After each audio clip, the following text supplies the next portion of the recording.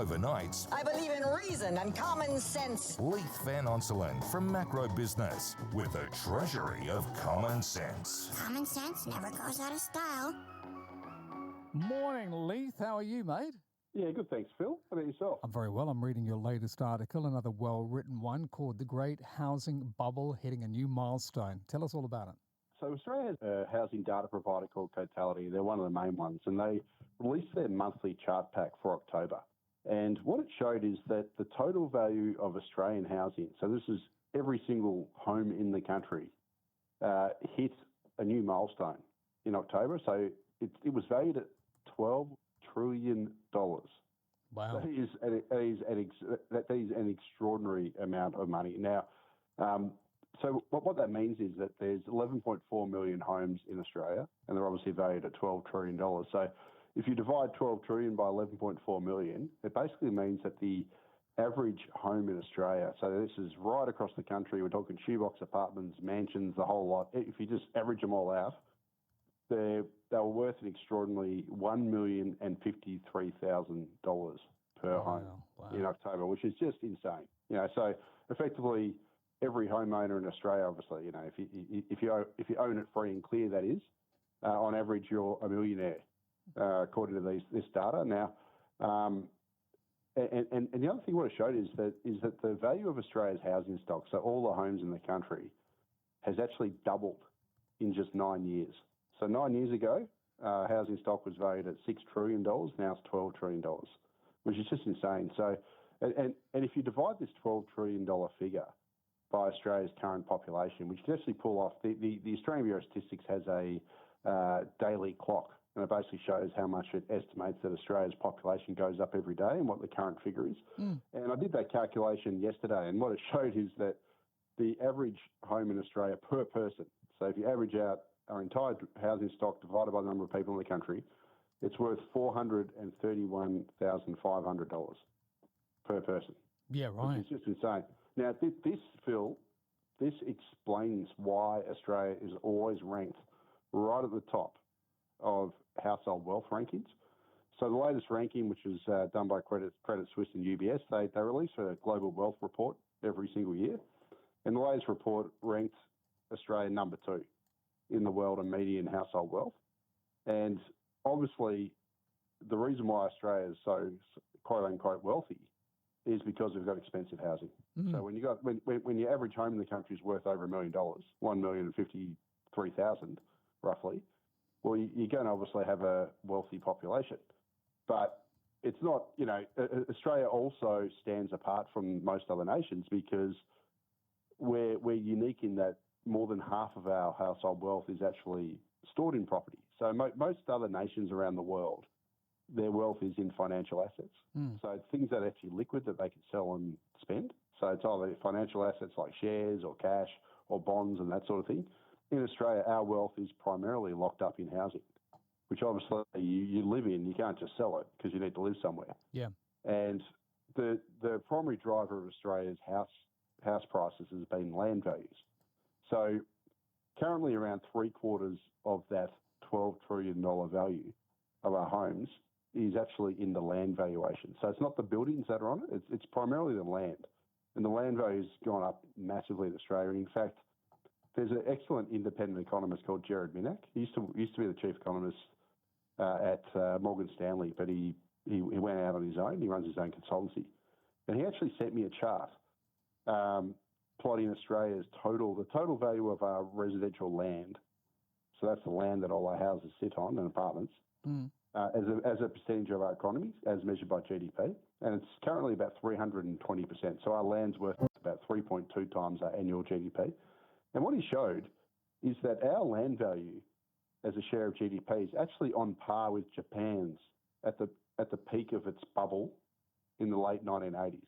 So you probably heard, Phil, and I'm sure a lot of the listeners here have heard that Japan had a ginormous residential housing bubble that burst in the late 80s, early 90s.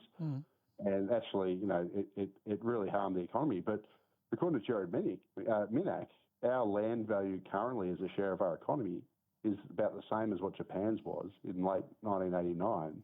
just before that bubble burst. Yep. Now, I'm not saying that our bubble's going to burst, but that would suggest that, if Japan had a monster land/housing bubble, well, then you can probably, based on the data, you could say that Australia's got a massive land/housing bubble. I mean, how else can you explain that the average home in Australia is worth $1,050,000? Like, it doesn't make a whole lot of sense, does it? No, of course. So, the broader problem with this is that, while Australians are on paper incredibly wealthy, we're the second wealthiest people, households are the second wealthiest in the world. I think I've said to you this previously, but is it real wealth? Like, given that everyone needs a home to live in, does it really make a difference if your home's worth $1 million or it's worth $500,000? Mm. Not really, because really, you're unless you're a property investor, if you're just someone who buys a home to live in, having an expensive home doesn't really help you, because if you need to sell that home to move to another home, you end up paying more for the next one, and you just buy or sell in the same market. So based on that, you can probably argue that most of Australia's wealth is actually fake, or it's not really. It's not wealth that you can eat or spend, because it's locked up in the house that you live in, and you need to live somewhere. So, for example, my home apparently is worth about $2.5 million. Well, if it was worth $5 million, am I any better off, really? Because if I had to sell this place, presumably all the other homes would also have gone up by a similar amount, and I'd just end up paying higher stamp duty. And it doesn't really make you any better off. Mm. And I'd actually argue that Australia would be better off as a nation if the average home was worth $525,000, not $1,050,000, and we had half as much household debt. Because while Australia's got one of the most expensive housing markets in the world, we also carry some of the highest household debt in the world. So our mortgage debt is, as a share of our income, is incredibly high. It's about 180% of our income, on average. And I'd argue that we'd be better off if our mortgage debt was actually half that, and our houses were worth half as much. We'd still be living in the same places. We'd have the same amenity with our homes, but we'd actually have less debt. So we wouldn't be spending so much of our lifetime earnings just to service a mortgage to live in an uber expensive house that doesn't actually serve any purpose of being expensive. Yeah. And here's the other funny thing to go with it, Phil. In the 1991 census, Australia's home ownership rate was actually 5% higher than it is today. So homes back then cost 3 times income on average. Today, we're talking about 1991 here, we had a 5% higher home ownership rate, and homes only cost 3 times incomes. Well, today, obviously, we've got 5% lower home ownership rate, and homes now cost 8 times incomes.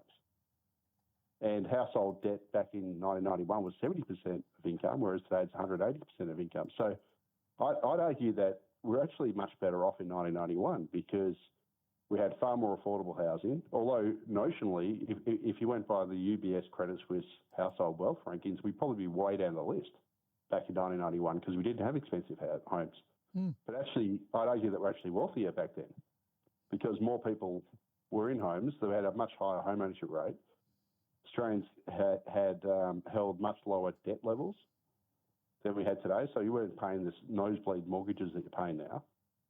And also, if you wanted to purchase a home, if you weren't already in the housing market, the home only cost 3 times incomes, whereas now it costs about 8 times incomes on average. And obviously, if you live in Sydney like you do, it's a hell of a lot more expensive than that. This is a national average here.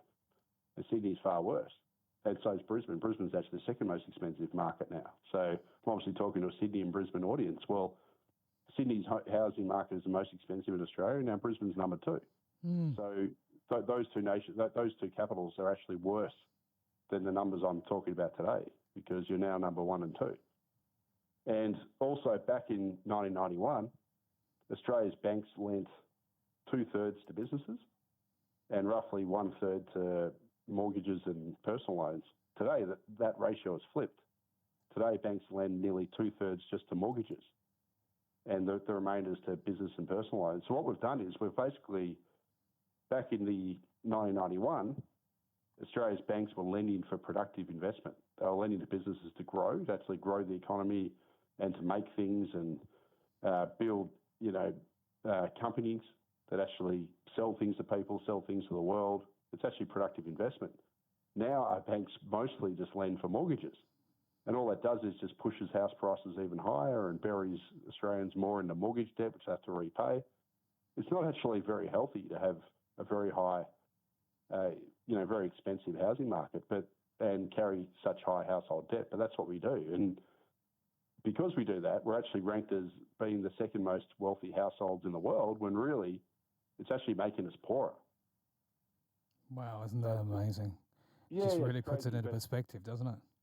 Yeah, it does. Look, and unfortunately, the situation is unlikely to change anytime soon, unfortunately, Phil, because Labor's 5% deposit scheme for first home buyers is just going to funnel more capital into the housing market. So we're going to have a whole bunch of new buyers, first home buyers, leverage into the hilt, borrowing as much as they can, borrowing more than they would have otherwise, basically bidding up prices. And it's going to end up meaning that ultimately we're going to have the housing bubble is going to surge past $13 trillion and then $14 trillion, and who knows where it's going to end before it blows up eventually. And ultimately we're just going to have less affordable housing, and Australians carrying even more debt, which they're going to have to pay off into the future. They're going to have to spend the highest share of their lifetime's earnings just to put a roof over their head, which is not good. And ultimately, this massive malinvestment into mortgage lending over business lending and other things is just sucking the life out of both mortgage holders and the economy. That's the bottom line. Wow. Mate, where can people find out this information, Leith? Yeah, thanks, Phil. They can go to macrobusiness.com.au. The